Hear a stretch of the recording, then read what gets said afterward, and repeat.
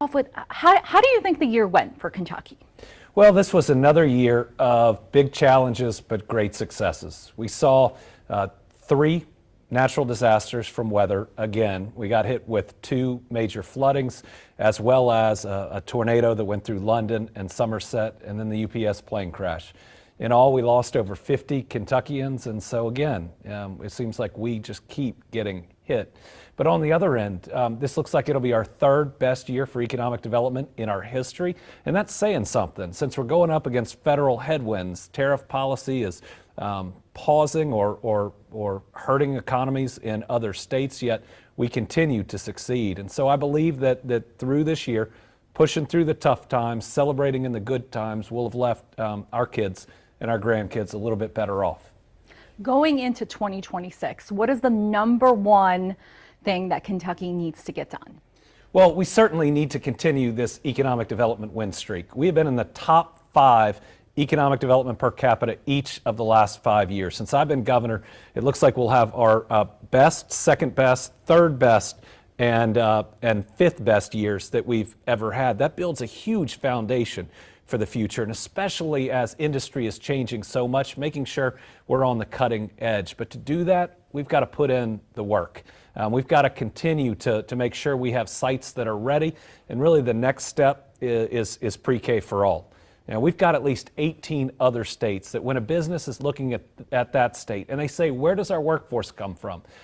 They've got community colleges, they've got universities, they've got career and technical education like we do, but they also have pre-K for 4-year-olds, which means there are more people in the workforce. It means the families make a little extra money. It means that kids are kindergarten ready by the time they get there, and you don't lose people in the workforce before it ever happens. This is something we need to do to be competitive, and that's why 45 local and regional chambers have signed up. It's why over 60 county judges are on board, most all of the major education groups.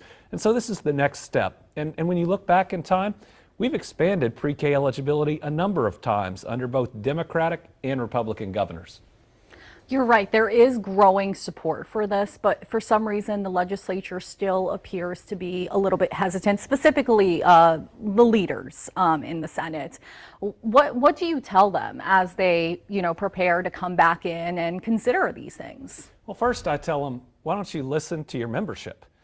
They're the ones that see this. This is the number one education issue for Republicans when you poll it, for Democrats too.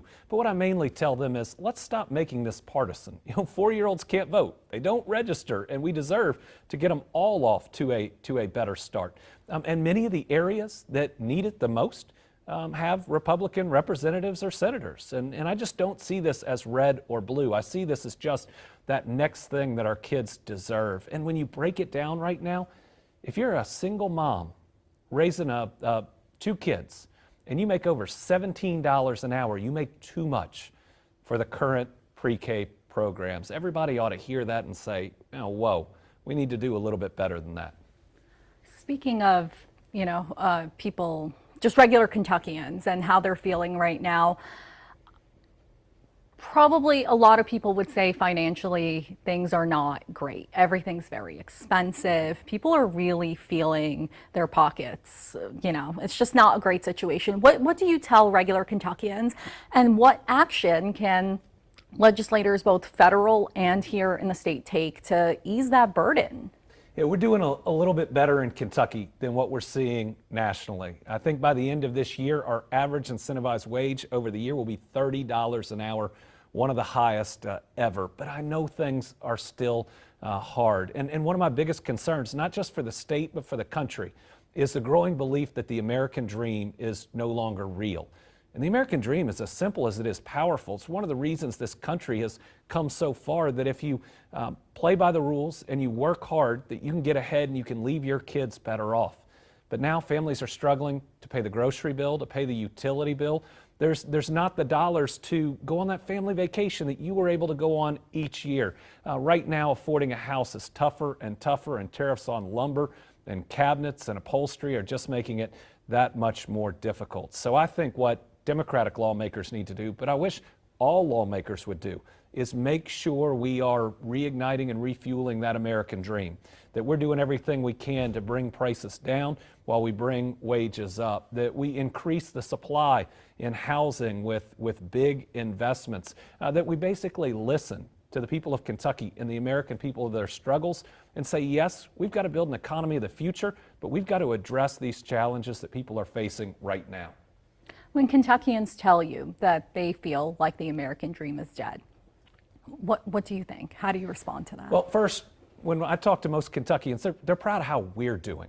You know, a state that people used to look down on, they're now looking up to. They're excited that we are getting these jobs of the future, whether it's in batteries or whether it's in AI. We just announced the biggest investment in Glasgow, Kentucky in at least 20, 30 years with 400 new jobs. It's going to build some of the racks for the AI centers. But then they talk about, you know, their life, and they're optimistic for the future, but they don't know how they're going to get through right now. And so I listen and I talk about the different programs we have, but I also think about what more we can do. And so I've got my State of the Commonwealth and budget address on January 7th. And the people of Kentucky are going to hear my plans for how we get through this tough next year and maybe year after for our families, because we know that there's a better tomorrow. We know that these better jobs are coming in, but we've got to bridge today and the tough headwinds from the federal administration, where tariffs and the big ugly bill are going to hit Kentucky pretty hard. We've got to make sure we're doing what we can to lift people up while the federal government's trying to push them down. Next year, in addition to being governor of Kentucky, you have another role. I do. Yeah, tell us a little bit about that. And, you know, it is a big election year. What's on your mind in terms of that? So I'll be the head of the Democratic Governors Association. I actually took over 2 weeks ago, so I'm 2 weeks in. And we have 36 governor's elections across the country, so no pressure on me. My job is to get out there to make sure we have the best candidates running the best campaigns, talking about what the American people care about the most. That leads to governors being focused on what the American people need most. And I don't view that as Democrat or Republican, but I've seen what Democratic governors can do. We add jobs, we raise wages, we expand health care, we don't contract it, we invest in roads and bridges. We do the things for public safety that last, that make people safer over time, not some of the stunts you see coming out of D.C. So I'm excited about the races we have. We got to protect some incumbents like Katie Hobbs in Arizona. We got to protect some legacies like Gretchen Whitmer's in Michigan. And then you're going to see us battling in some places that people don't expect. I think there's going to be a real tight race in Iowa, and I look forward to turning that one blue. Will this role in 2026 possibly influence your decision about 2028? Well, I'm excited about 2026, and I hope that the people of Kentucky know by now, when I take on a job, I give it everything I've got. That's what I've done as governor, and that's what I'm going to do in these races. As I look towards 2028, what I really want is first, I think it ought to be a Democratic governor, because there's going to be a lot of challenges in rebuilding the federal government's infrastructure. And it's going to need to be rebuilt not the way it was before, but a way where it can be more efficient and get results for the American people faster. I believe that Democratic governors have that executive experience to come in and do that, because you're going to need to bring a lot of leaders with you too. But then I think it's got to be a candidate that can reignite that American dream and can lessen this division, can heal the country, can push back against the us versus them. I think we've done a better job of that in Kentucky.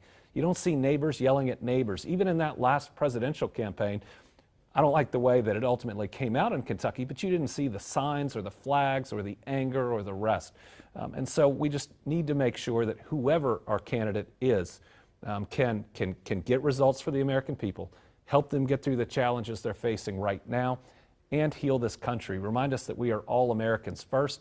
There's no enemy from within. Your neighbor doesn't hate America. He or she is just trying to do their best. And we got to get back to remembering that. I'm not going to beat around the bush. I'm just going to ask, are you running for president in 2028? Yeah, right now I'm focused on being the best governor I can be. I'm going to be the best DGA chair I can be. And some time after that, Brittany and I will sit down and we'll consider all of that. And the things that we'll consider especially are we in a position to heal this country? If we are, we'll take a look at it. If it's someone else, they'll have my full support because I care more about this country than any title. And you know what? Being governor's been pretty special.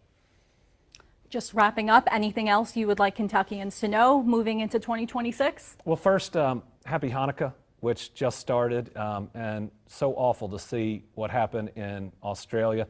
I hope our Jewish brothers and sisters in Kentucky know that we love you, we're thinking about you, you belong here, and we care about you. Also tough to see a lot of other news that's come out across the country and in Kentucky. But with all of that, what I'd remind people is whether it's Hanukkah or whether it's Christmas, both are about light in the darkness. Both are about how in tough times our love, our compassion, our empathy for one another can push through even the most difficult of times. So, happy holidays, happy Hanukkah, Merry Christmas to everybody.